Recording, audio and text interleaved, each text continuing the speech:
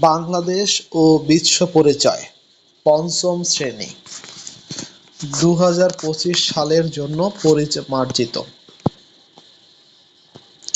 বাংলাদেশের ঐতিহাসিক স্থান ও নিদর্শন। মহাস্থানগড় খ্রিস্টপূর্ব 3য় শতক থেকে পরবর্তী 15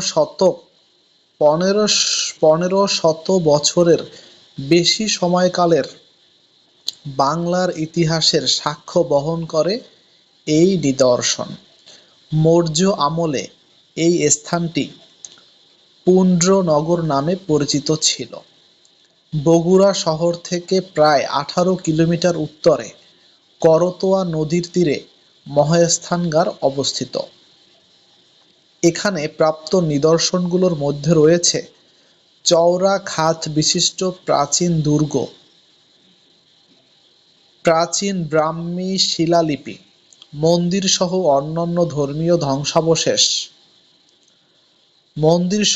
অন্যান্য ধর্মীয় ভগ্নাবশেষ,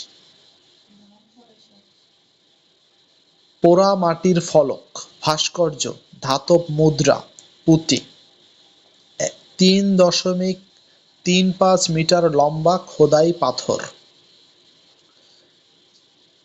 উয়ারী বটেশ্বর নরসিংদী জেলার উয়ারী ও বটেশ্বর নামক গ্রামে প্রচুর প্রাচীন নিদর্শন পাওয়া গেছে। এই সভ্যতাটি সমুদ্র বাণিজ্যের সাথে সম্পর্কিত ছিল।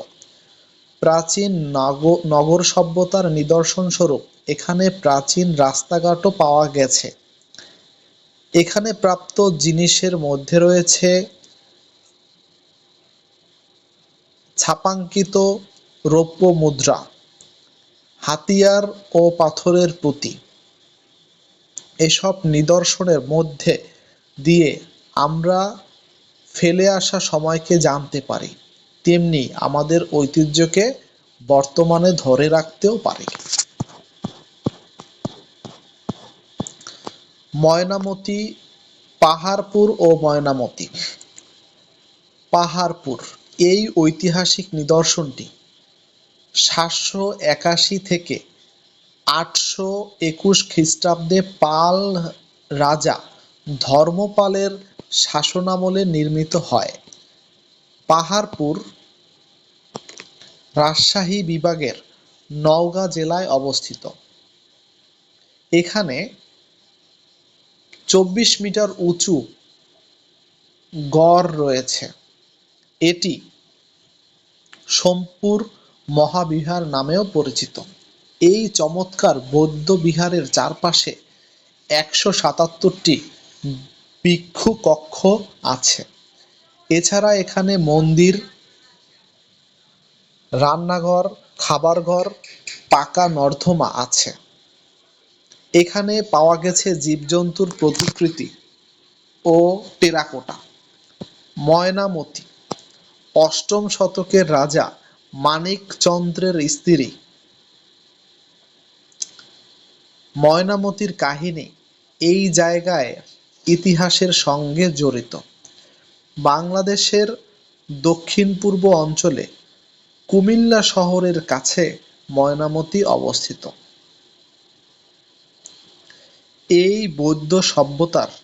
এটি বৌদ্ধ সভ্যতার অন্যতম কেন্দ্র ছিল। তবে এখানে হিন্দু ও জৈন ধর্মেরও নিদর্শন পাওয়া গেছে। এখানে শিক্ষক ও শিক্ষার্থীদের আবাসন সুবিধা সহ শিক্ষা প্রতিষ্ঠানের নিদর্শন পাওয়া গেছে। এখানকার অন্যান্য নিদর্শনের মধ্যে রয়েছে জীবজন্তু অঙ্কিত পোড়ামাটির ফলক, যেমন বেজির সঙ্গে যুদ্ধরত গোখরা সাপ, হাতি ইত্যাদি। এখানকার জাদুঘরে বিভিন্ন মুদ্রা ও পাথরের ফলকের নিদর্শনও আছে।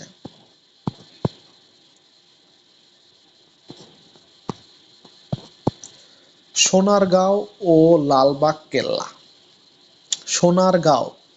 সোনারগাঁও ও লালবাগ কেল্লা 17 শতকের ঐতিহাসিক নিদর্শন। সোনারগাঁও ঢাকার দক্ষিণ পূর্ব দিকে নারায়ণগঞ্জ জেলায় মেঘনা নদীর তীরে অবস্থিত। সোনারগাঁও মধ্যযুগে বাংলার সুলতানদের রাজধানী ছিল। এখনও সেখানে সুলতানি আমলের অনেক সমাধি রয়েছে, যার মধ্যে একটি গিয়াস উদ্দিন আজম শাহের মাজার। ৬১০ সালে এক যুদ্ধে ঈসা খাঁর পুত্র মুসা খাঁ পরাজিত হওয়ার পর সোনারগাঁও এর পরিবর্তে ঢাকায় রাজধানী স্থাপন করা হয়। ১৯ শতকে সুতা বাণিজ্যের কেন্দ্র হিসাবে এখানে পানাম নগর গড়ে ওঠে। সোনারগাঁও এর গৌরব ধরে রাখার জন্য শিল্পাচার্য জয়নুল আবেদিন ১৯৭৫ সালে এখানে একটি লোকশিল্প জাদুঘর প্রতিষ্ঠা করেন। লোকশিল্প জাদুঘরটি বাংলাদেশের অন্যতম পর্যটন কেন্দ্র। লালবাগ কেল্লা ঢাকার দক্ষিণ পশ্চিমে বুড়িগঙ্গা নদীর তীরে ১৬৭৮ সালে লালবাগ কেল্লা নির্মাণ করা হয়।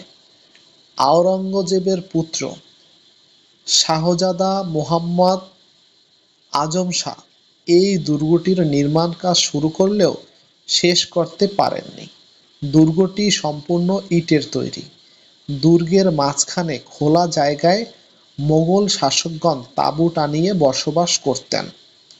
দুর্গের দক্ষিণে গোপন প্রবেশপথ এবং একটি ৩ গম্বুজ বিশিষ্ট মসজিদ রয়েছে।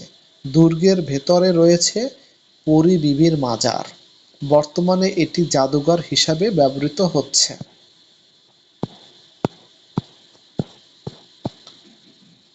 আহসান মঞ্জিল আহসান মঞ্জিল ছিল বুড়িগঙ্গা নদীর তীরে নির্মিত বাংলার নবাবদের রাজপ্রাসাদ। মোগল আমলে জামালপুর পরগনার জমিদার শেখ ইনায়েতুল্লাহ এই প্রাসাদটি নির্মাণ করেন। ১৮ শতকে তার পুত্র শেখ মতিউল্লাহ প্রাসাদটিকে বাণিজ্যিক কেন্দ্র হিসাবে ব্যবহারের উদ্দেশ্যে ফরাসি বণিকদের কাছে বিক্রি করে দেন।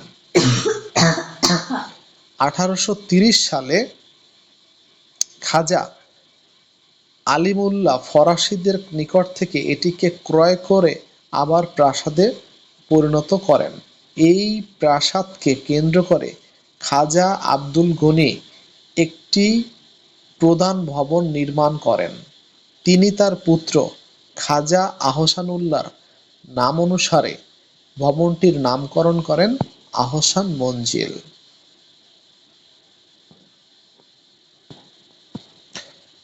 ১৮৮৮ সালের ঘূর্ণিঝড়ে এবং ১৮৯৭ সালের ভূমিকম্পে ভবনটি ক্ষতিগ্রস্ত হয়।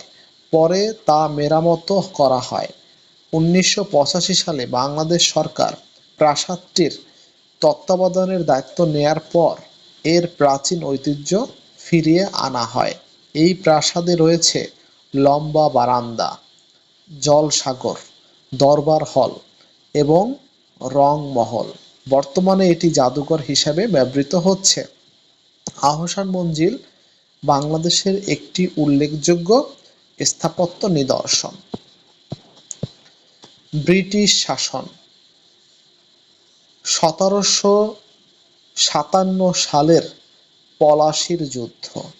মোগল আমলে পর্তুগিজ, ডাচ, ইংরেজ, ফরাসি বিভিন্ন ইউরোপীয় বণিক গোষ্ঠী ব্যবসা করতে ভারতীয় উপমহাদেশে আসে। ব্যবসায়িক প্রতিযোগিতায় শেষ পর্যন্ত ইংরেজরা টিকে থাকে। ভারত ও ব্রিটেনের মধ্যে বাণিজ্য পরিচালনার জন্য ১৬০০ সালে তারা ব্রিটিশ ইস্ট ইন্ডিয়া কোম্পানি প্রতিষ্ঠা করে। বাংলার সম্পদের জন্য এই অঞ্চলের প্রতি ইংরেজদের আগ্রহ ছিল। বাংলার শেষ স্বাধীন নবাব ছিলেন সিরাজদৌল্লা। তিনি ১৭৫৬ সালে মাত্র 22 বছর বয়সে বাংলার নবাব হন। তরুণ নবাবের সাথে তার পরিবারের কিছু সদস্যের, বিশেষ করে খালা ঘসেটি বেগমের সম্পর্ক খুব খারাপ ছিল।